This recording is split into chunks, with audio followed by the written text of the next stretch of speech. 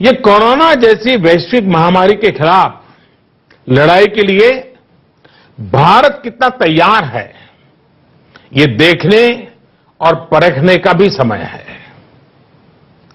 आपके इन प्रयासों के बीच जनता कर्फ्यू के दिन 22 मार्च को, रविवार को ही, मैं आपसे एक और सहयोग चाहता हूं।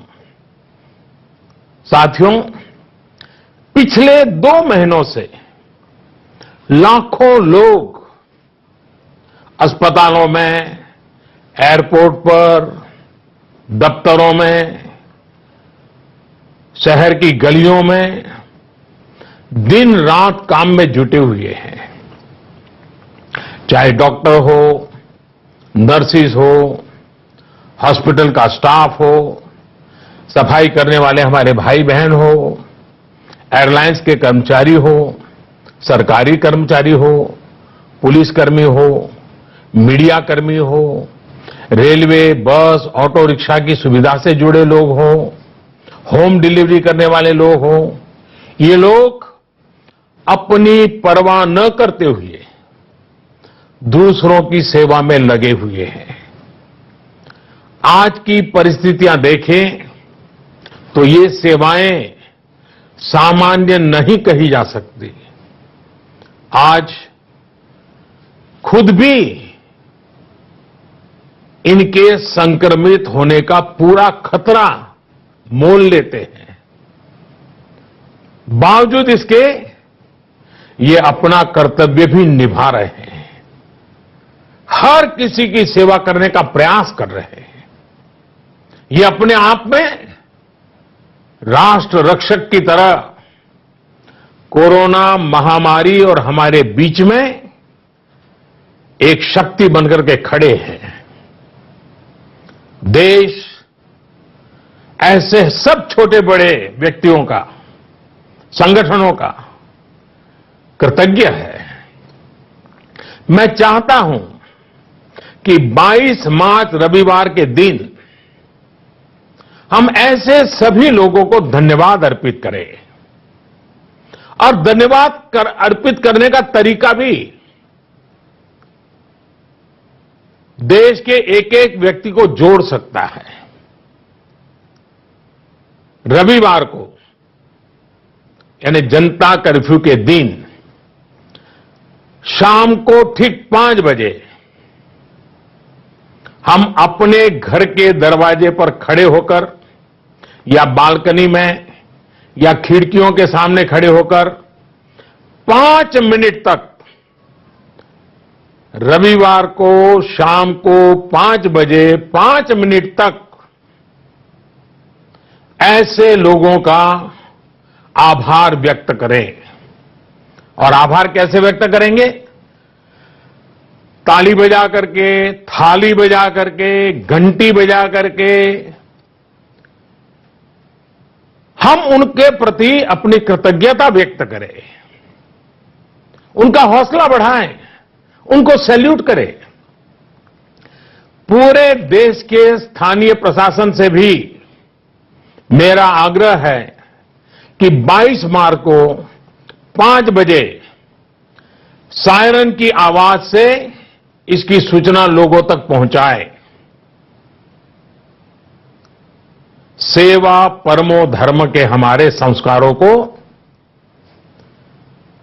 मानने वाले ऐसे देशवासियों के लिए हमें पूरी श्रद्धा के साथ अपने भाव व्यक्त करने चाहिए। साथियों, संकट के इस समय में आपको ये भी ध्यान रखना है कि हमारी आवश्यक सेवाओं पर, हमारे हॉस्पिटलों पर दबाव बढ़ना नहीं चाहिए, ताकि हमारी हॉस्पिटल की व्यवस्थाओं को, हमारे डॉक्टरों को, हमारे पैरामेडिकल स्टाफ को इस महामारी के लिए प्राथमिकता देने की सुविधा बने।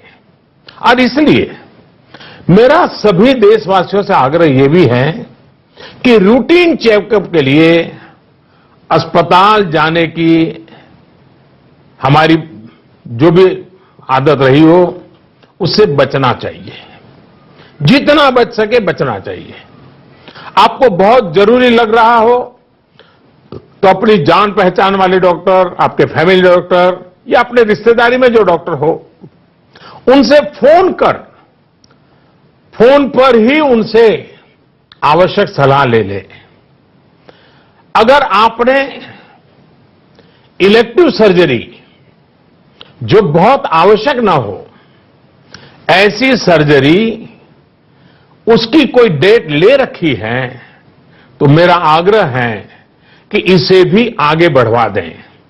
1 महीना बाद की तारीख ले दें।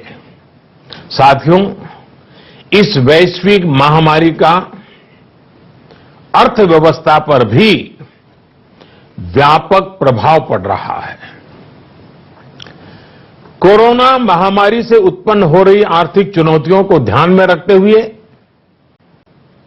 सरकार ने, भारत सरकार के वित्त मंत्री के नेतृत्व में, फाइनेंस मिनिस्टर के नेतृत्व में, सरकार ने एक कोविड-19 इकोनॉमिक रिस्पांस टास्क फोर्स, इसके गठन का फैसला लिया है।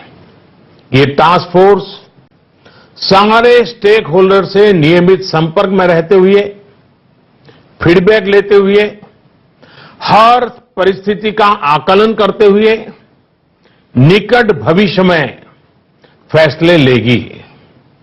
ये टास्क फोर्स ये भी सुनिश्चित करेगी कि आर्थिक मुश्किलों को कम करने के लिए जितने भी कदम उठाए जाएं, उन पर प्रभावी रूप से अमल हो।